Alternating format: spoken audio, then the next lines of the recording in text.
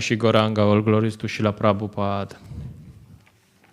Om Namo Bhagavate Vasudevaya.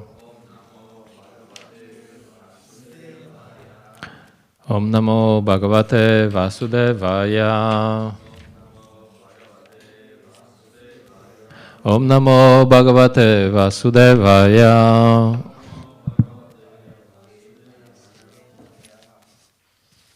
Thank you.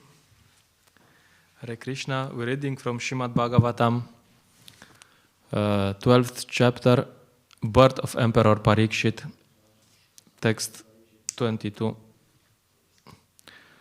Mrigendra iva vikranto.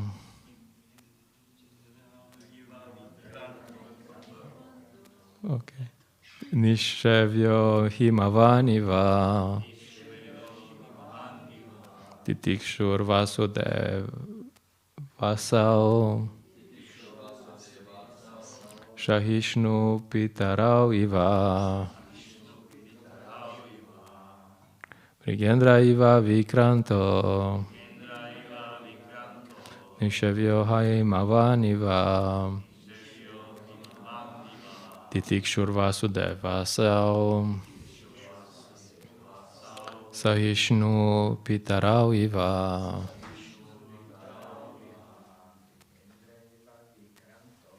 Granda Iva Vikranto Nishevyo Himavaniva Dikshur Vitsudevasau Sahishnu Pitarau Iva. Okay, Mataji. Mrigendra iva vikranto Nishevyo himavaniva Dikshur Vyasudevasau Vishnu Spritarau Iva Mrigendra, the lion, Iva, like Vikranta, powerful. Nishevya, worthy of taking shelter. Himavan, the Himalaya mountains. Iva, like Tiktikshu, forbearance. Vasudaiva, like the earth. Asau, the child. Sahishnu, tolerant.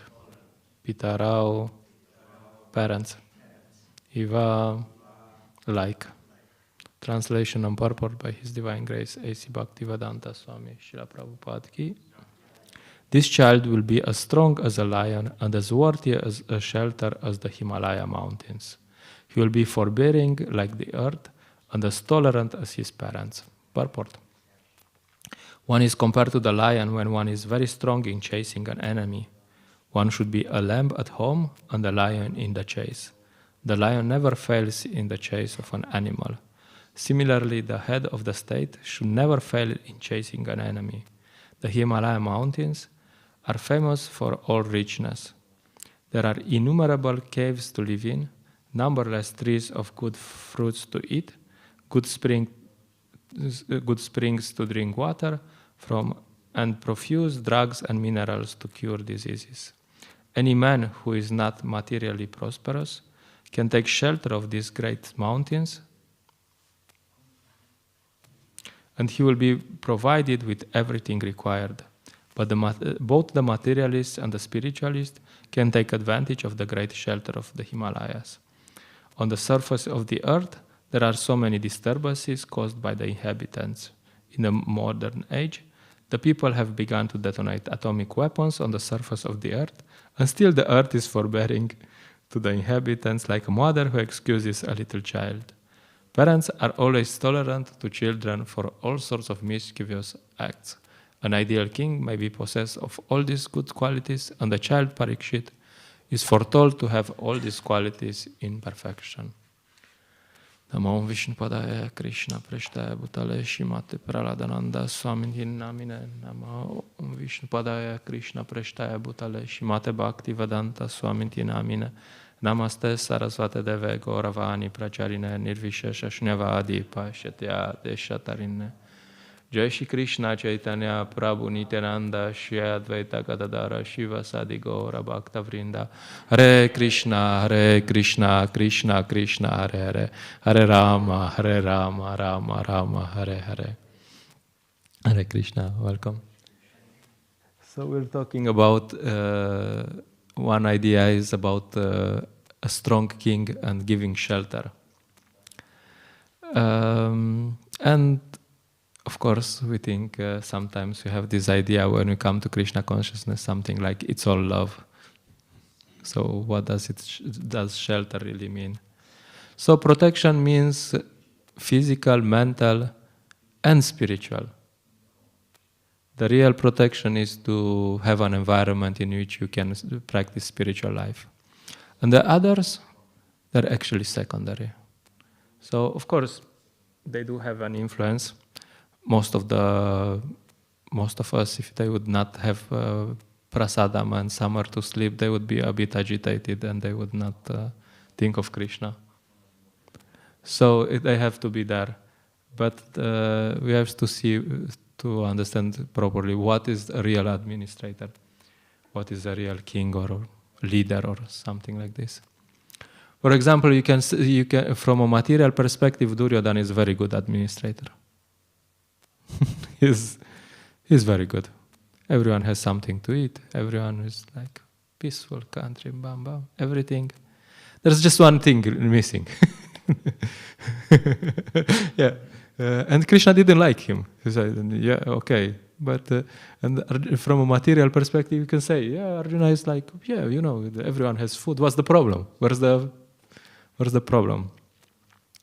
So the problem is that Krishna is missing. So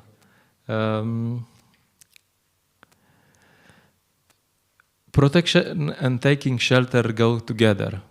That's Krishna says in the end of Bhagavad Gita, abandon of all varieties of religion and surrender to me, and then I will protect you. So we have to understand this nicely. The point there is that you surrender fully, you get full protection.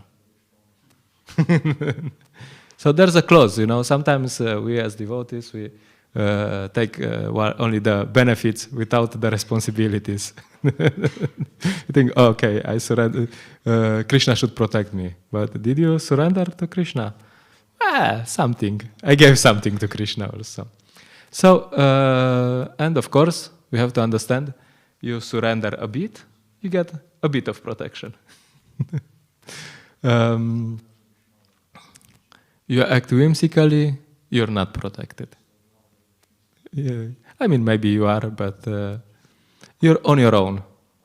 There was like these examples of Christians, because sometimes God would protect the Christians who are thrown to the lions, and some Christian preacher had this idea that, okay, I will jump to the lions and show the power of God, and then people will have faith in God. So he jumped to the lions, and the lions said, "Okay, thank you, you're very tasty."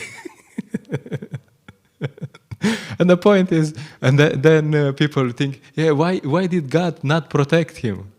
So I mean, probably God said, did I send you there? Was it my idea? No, it wasn't it wasn't your idea. Okay, then sorry.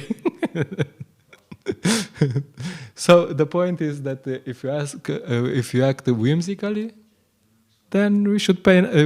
Krishna will say, yeah, good. You have to pay these bills. So very important to understand. It's not that because we are devotees we can do anything we want, and everything is karma free. You're a devotee, so everything is karma free. Yes, if it's for Krishna and it's according to Krishna's instructions, then it's karma-free. If not, tough luck. So that's one point. Another point is that protection doesn't mean that we get what we want. We might get what we need. So if you think, okay, now I come to the temple and I want to be protected. Okay, that's a good idea. So protection means that you get some place to sleep and something to eat, some nice prasadam, and some service. And that's all. And everything else, if you want something else, then maybe it will be provided, maybe not. But generally, it's not part of the menu. So we have to take this into account. That okay, I have 10,000 needs, and I want to be protected. I want all my needs to be fulfilled. Yeah, okay, you're at the wrong place. And so. So another point is protection also means protection from our crazy minds. Sometimes we have these ideas, oh, I want this, and sometimes the protection is no. Correcting is protection. Yeah, Maharaj Parikshit is compared to a lion. The lion is very nice, but don't mess with the lion. And also when Kali came in the kingdom, Maharaj Parikshit was also protecting him and everyone else in the kingdom. He said, yeah, okay, what are you doing here? Well, okay, not here, or I will kill you. Very simple. So Maharaj Parikshit is also, it's the duty of the leader to also protect his dependents and guide and chastise sometimes. Show what's the right thing. Yes, this is good, but this is not good. We don't do things like this sometimes. That's important to understand. That sometimes we see our mentors as some sort of service provider. I will go to him, or our leaders, or authorities. I go to him and I tell him what I want and he will do it. But that's not exactly his role. Eventually he should tell you what you want. This is actually a shift which is very hard to make for in preaching also. Because when you bring in new people, you have to be nice to them and you have to serve them. And at some point, this shift has to happen in their mind for their own benefit, that, hey, I'm a servant. I should serve this devotee, not he should serve me. Of course he will serve you, but he will serve you to become Krishna conscious, not to,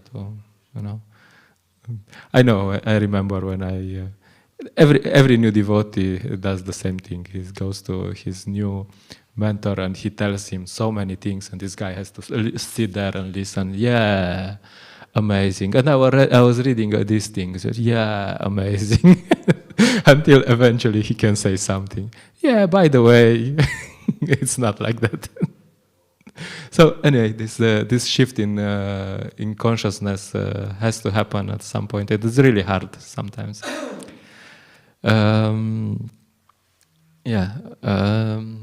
And there's also some examples of protection, how Krishna protects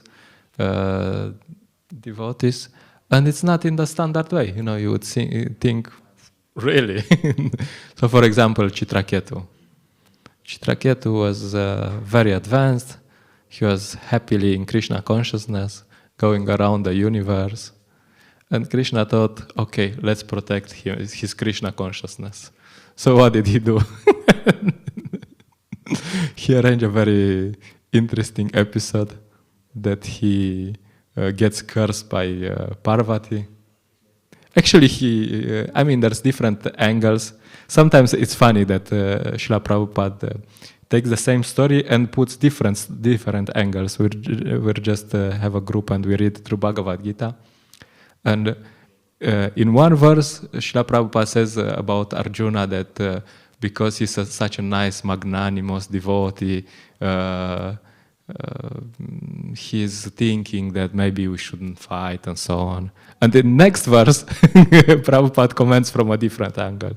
For a warrior, you're a coward if you don't want to fight. So it's funny how Srila Prabhupada sometimes takes this angle and sometimes this different angle, and both are true.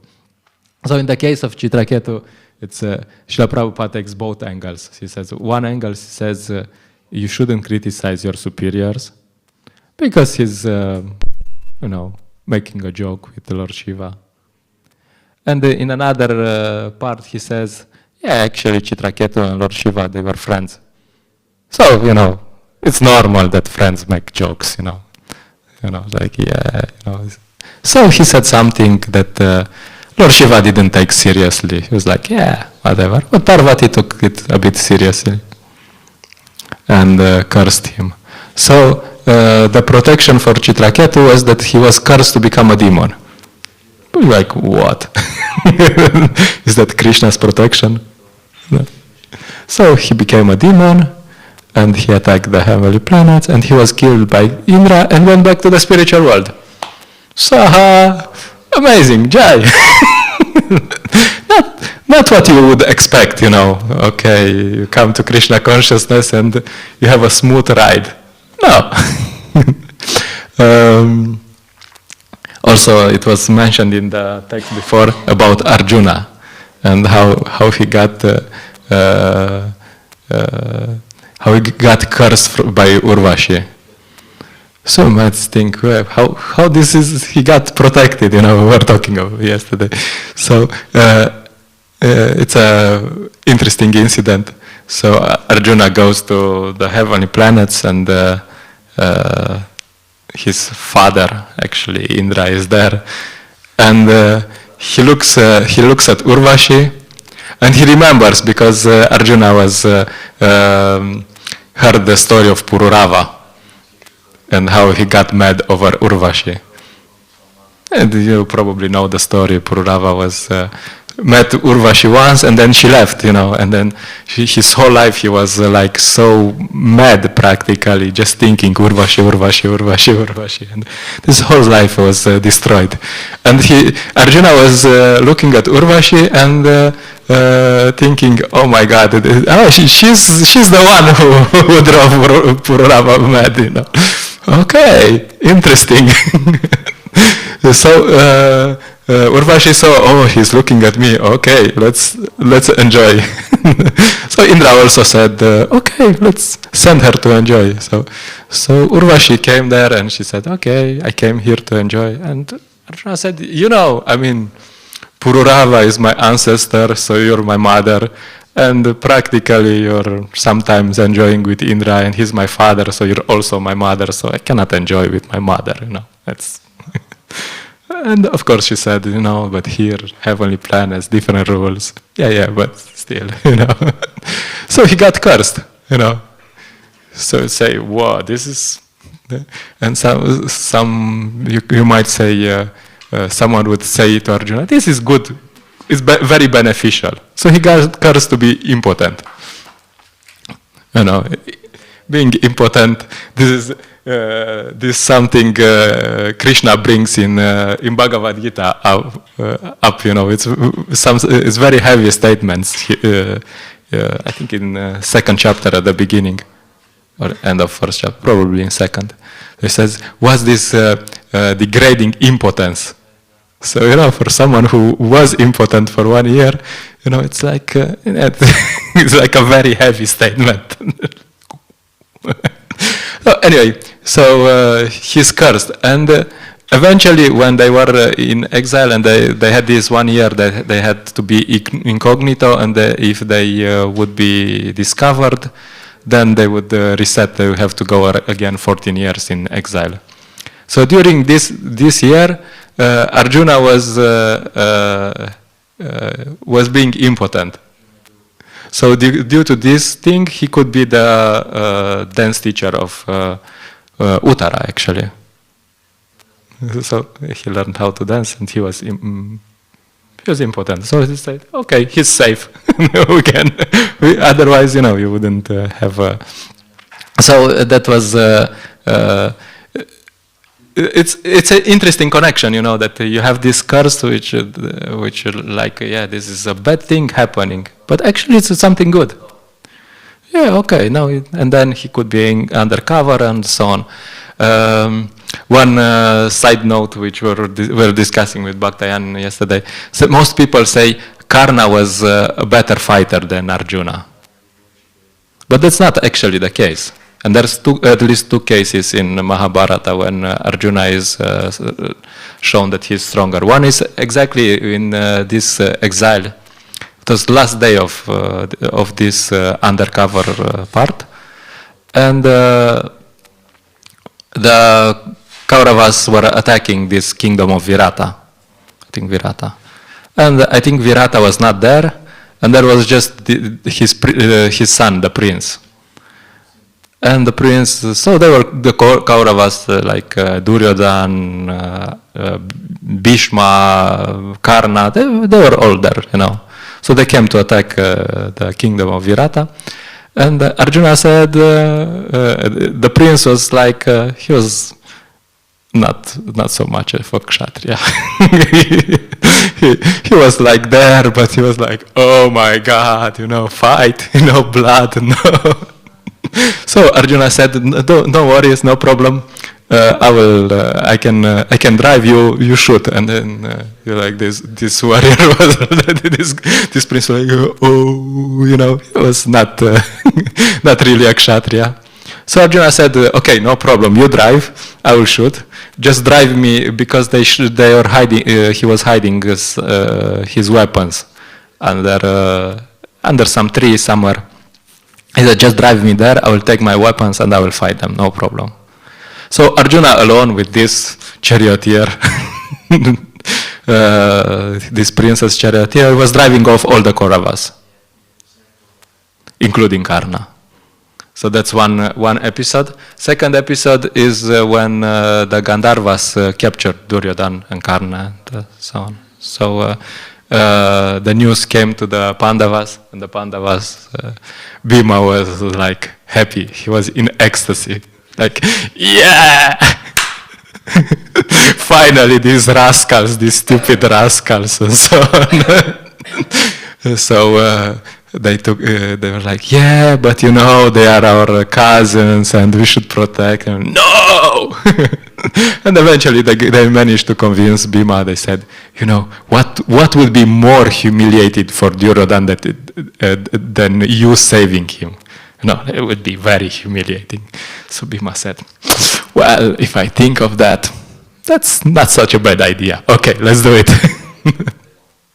So the same Gandharvas that the Kauravas were captured by the Pandavas, they fought and they won without problems. So just a few, this was like a side dish, that some people say, okay, Arjuna couldn't fight Karna, he couldn't kill him in fair battle. Nah, Arjuna was on a different league. Anyway, so that's one subject about protection.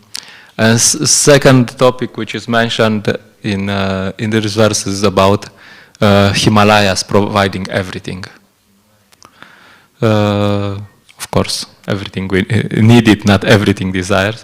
So this is the model that Vedic culture is: simple living, high thinking.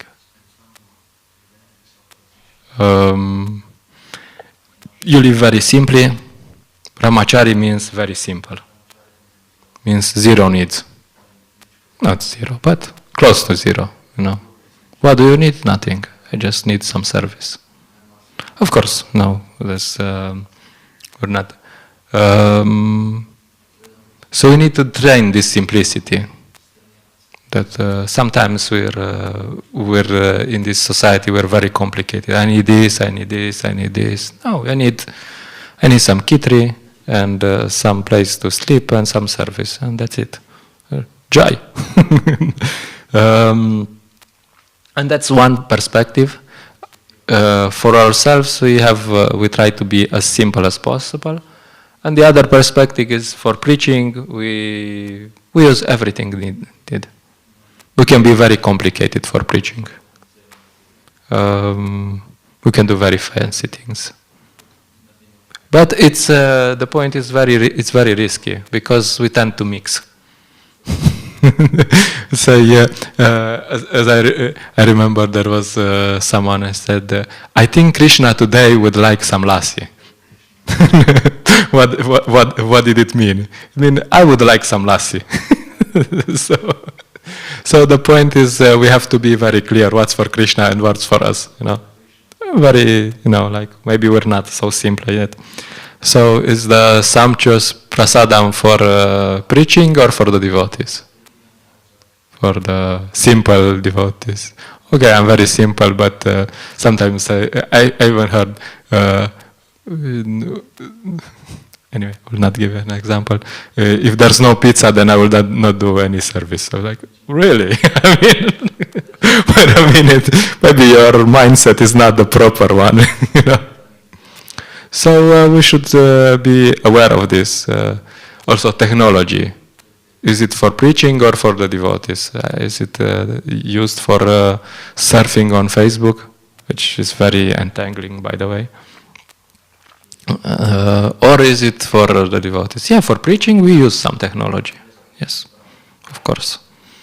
We use social media, we do use many things. But for ourselves, I mean, we need 5 times of gadgets. Maybe not. So the point is that there's 2 models in ISKCON. There's one model which means farm community, which is somewhere in the middle of nowhere, and and there's the main activities are more or less farming, and there's a spiritual program, and that's it. Simple life. And then there's temples in the cities. And temples in the cities, they are meant for preaching. So we should be aware of this. Temples in the city, they are using many facilities to go out. Simple living, high thinking, we don't have a car, maybe you have for some reasons. We don't use this, we don't use this. I know in Hungary they don't have electricity, those who live there. So very detached. And for preaching, different. Okay, we need a car to go to Harinam in Koper. Okay, car ki jai.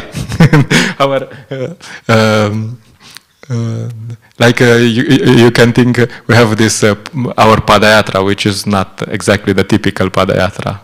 So the Slovenian Padayatra, it means, typical Padayatra is bullock cart going through villages and so on. And Slovenian Padayatra is we go in the middle of the city, we park 10 cars, we have big kirtan, we distribute a lot of books and prasadam, and we come back. And this is our simple living, high thinking. Because you have to be practical. For preaching, what do we want? What do we want? Do we want to sing to liberate the few trees, or do we want to meet some people? Yeah, we want to meet some people. We want to give them the holy name, we want to give them books, and we want to give them prasadam. So, okay, if this is practical, we just drive there, we park, we have 3 hours, big Harinam, lots of books, jai, ecstatic. So the point is that there's different models. For the farm model is somehow the temple model in the city is different, and sometimes we might confuse them. We might want to live in a temple in the city and practice simple living, high thinking. But it's not meant for that. This is meant for preaching. This is meant for reaching out to people and bringing people in. And that is our main activity. It's not. I mean, of course, there's different levels, but we should be aware of this. So the purpose of this temple is to bring people in. That's it. And as preachers, we shouldn't be attached to simple living, high thinking. Yeah, I want a peaceful situation. Yeah, I mean, that would be nice. But generally, for preaching, you are willing to put yourself in a situation which is not exactly ideal, you know.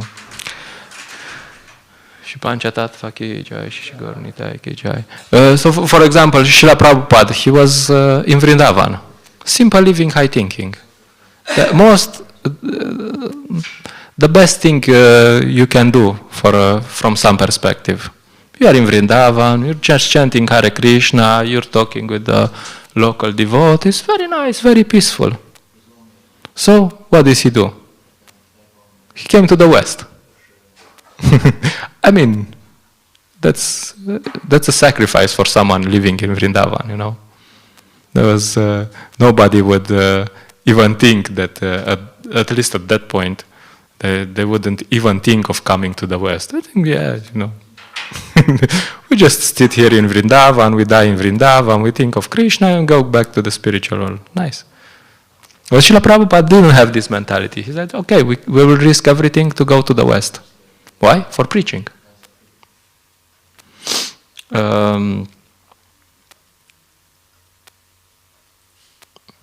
So yeah, that's generally, we have no reason, if we're a bit intelligent, we have no reason to live in Ljubljana. You know, it's not I mean, we might think, wow, this is such a nice city, but we have no reason practically to live in Ljubljana. The only reason why this temple is in Ljubljana is because there's many people in Ljubljana, and sometimes if you meet them on the streets, you can say, hey, we have a temple 2 kilometers from here, you wanna join? So some people might join, you know.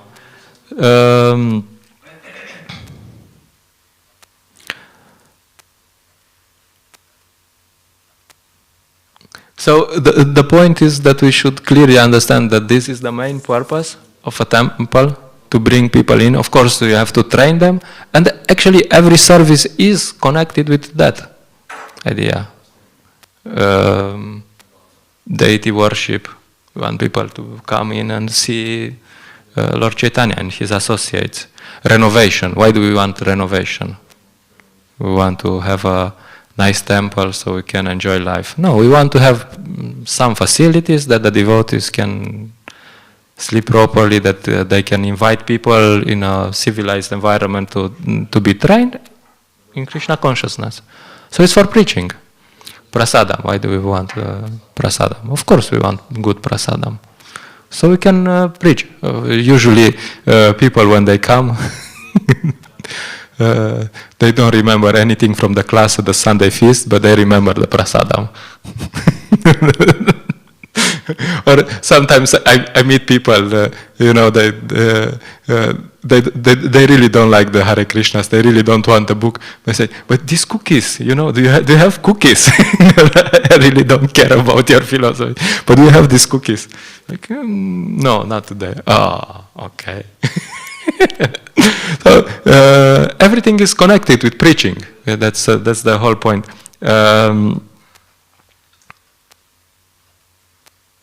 And we should develop this mindset that, okay, here, this is a preaching center, and the main purpose of this preaching center is to go out and bring people in. And sure, when they come, it has to be clean, and it has to be somehow civilized. So this is all connected to the preaching. And we should, this is important to understand, this is our priority. Of course, in the beginning, when it's better that we're in the temple somehow and not preaching, but rather than being in a bar. So we could, maybe before Krishna consciousness, we were hanging out in some place, so better to be at the Hare Krishna temple and do something sometimes.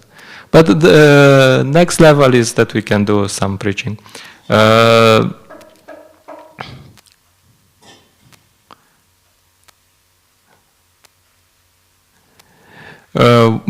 One point is also that, okay, I have 3 minutes. One other point is that we are trying to become Madhyamadikari. The Kanishta stage is very, I mean, he's always, Kanishta means fighting. So we're trying to become Madhyamadikari. And the point is that you cannot become a Madhyamadikari without preaching. So without this preaching, then you cannot become Madhyamadikari. And if you have a society with Kanishta Adhikaris, this is unmanageable. Because Kanishtas always fight, you know.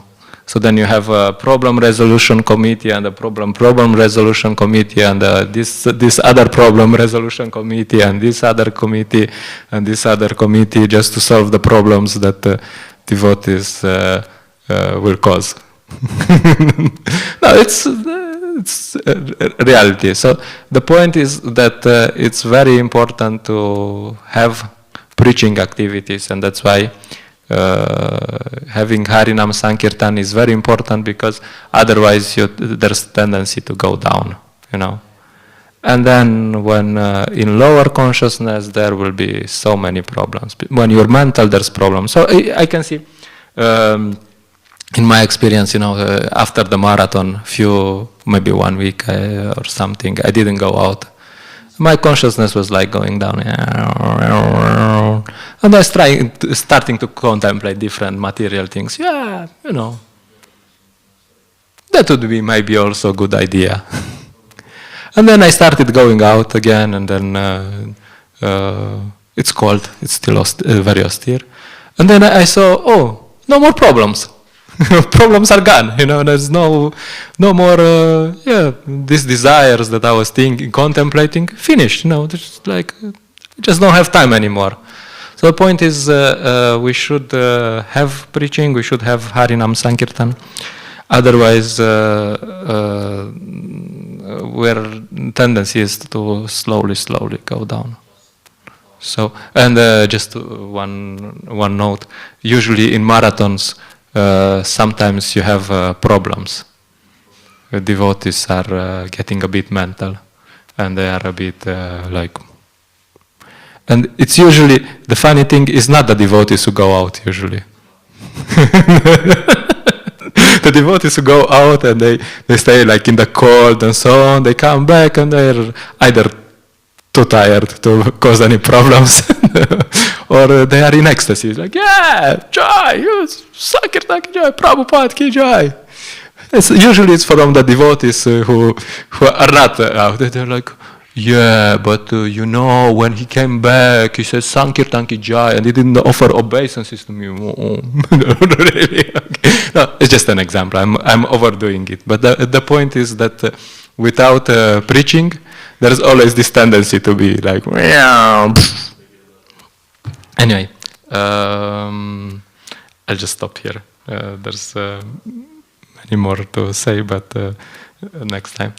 Okay, if there's some comments, questions, concerns, critics.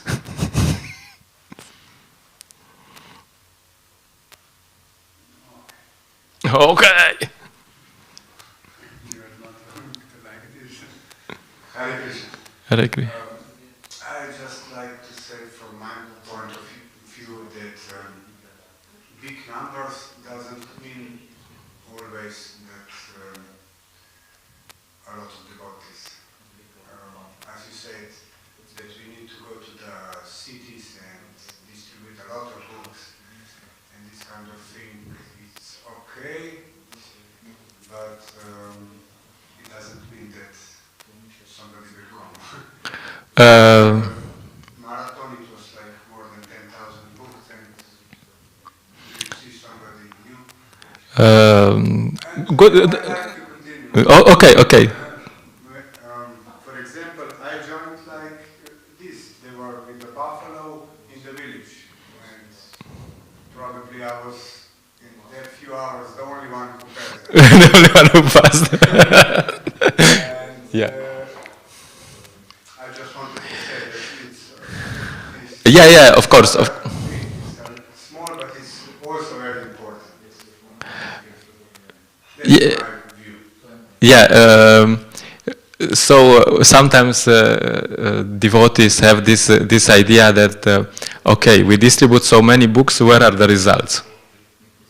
So, for example, when Manidhar Prabhu comes here, he's always saying that I travel to many places in Europe, and rarely I see festivals during the week where 5,100 people come.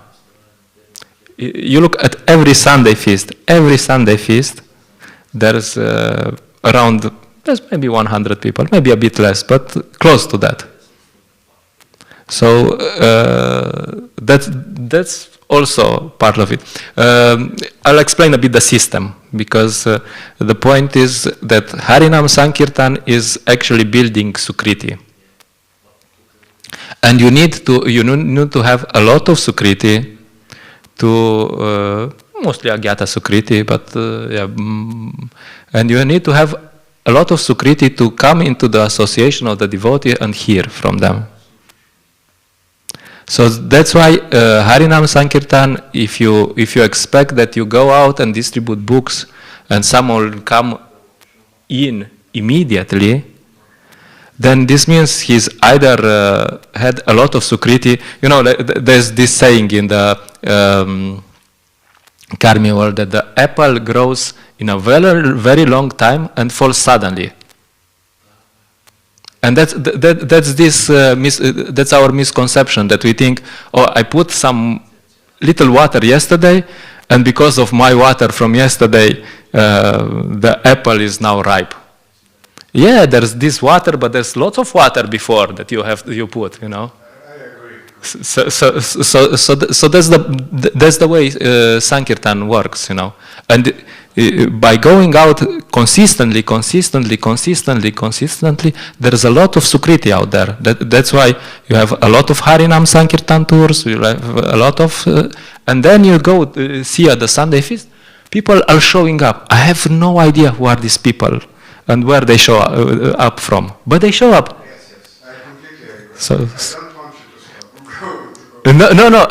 I'm just because this is a typical, and maybe in your case you had this much Sukriti. You maybe, and then you just a small moment, and you're like, okay. Hare Krishna. Of course, I remember Hare Krishna, because in your past life you're like, you just have to remember. You're like, Hare Krishna. Of course, Hare Krishna. I forgot a bit, but and also the advantage of small places. Maharaj was quoting. I was Prahladananda Maharaj. His Holiness Prahladananda Maharaj. He was, when we were talking about preaching, he was quoting this verse. I will just find it. Yesham tvanta gatam palpam jananam punya karmanante dvanba mohanir mukta bhajante mam drida vrataha. It says, persons who have acted piously in previous lives and in this life, and whose sinful actions are completely eradicated, are freed from the dualities of delusion, and then they engage themselves in my service with determination. So Krishna says that those who are pious in this life and the past life, of course we're probably not extremely pious, but generally if you go to smaller cities, that's why I like to go to smaller cities, people are less sinful. To some degree, usually the sinful mentality comes first to the bigger cities, They usually do a bit less sinful activities. They have some pious, usually Christian background, so it's somehow a bit better environment. So one more point, if I may. For example, globally looking, the other religions are spreading really fast, and you don't see them reaching, especially not so much like we are trying. But do you know how they are spreading? By relationships, usually. Yeah, but by making children, a lot of children. So in my short time here, these years, I see actually the same. Grihastas are making new devotees. Yeah, that's a good way. I just, because this I'm telling you actually, because sometimes you say like brahmacharis are the best way and you diminish grihasta. That's why I just want to say this point. And every Muslim family has like 5+ children and they have no. Yeah, but also, So they're spreading like this. yeah, but it's, these children also need to be trained. So, yeah, I mean, just the fact that you're born a Hare Krishna doesn't mean that you're sometimes I meet some Hare Krishnas, like born in devotee family, and you're like, they're smoking, they're like, this. No, we're not saying that, I'm just saying that for us, who live in a temple, this simple living, high thinking is not the model. That's the point. And book distribution, I mean, grihastas also can do book distribution. Can do in Hungary. They do, they do really well. I mean, I don't know the situation now. I used to know they were doing. They had some devotees who were like grihastas, and they were doing traveling sankirtan. It's double. But yeah, of course, for grihastas, their main duty is to make their children Krishna conscious. So yeah, no, that's also valid. It's some. I agree with your lecture. The Prabhupada gave two options for grihastas, farm communities, and for brahmacharis, temple for preaching. Yes. And then in temple preaching is less opportunity. You can go to preach or distribute books or do some service altar, but usually if you want simple life, you go to farms. But I think this grihasta must do, not the brahmachari or the you mean? Yeah, that's the model. Yeah. And for that, I agree with this. You spoke about this Kanishka mentality. Mahidara Prabhu once said that he was temple president in some city, and then everybody was fighting. And he said, enough of this. Everybody out for distribution of books, and then Pujari said, no, who will cook and cook over? Just put a glass of water, and everybody, you also going to come. And then after 2-3 days, no more politics in temple. Yeah, the point is that no, but I mean, we're not. I was not saying that the simple living, high thinking is not a good model, but not in a city temple, because city temples are meant for something, and then grihasta. Our friend went to his spiritual master, and his spiritual master said, "What are you doing with your life?" And he said, not much. So his spiritual master said, okay, you have two options. You do Harinam Sankirtan, or you go to a farm. So, which one? So, anyway. Also, Prabhupada wanted that farm should produce food and then give it to the temples. And then you can see that the main the point is that preaching is the essence, not that farms. But if you want to live, you can preach like producing food, and then main preaching is like to give Krishna conscious to people. Yeah. Yeah, one thing I didn't mention, farms are also meant for preaching. Because farms are meant to bring people in and show them how to live. So they are meant for preaching. In Hungary, I don't know the current situation, but I know they have buses of people who come from all over Hungary, and they come there and they pay some tax to come and see the farm. And there's some devotee who are showing, this is Prabhupada, pure devotee. This is Krishna. He happens to be God. This is some books, you know.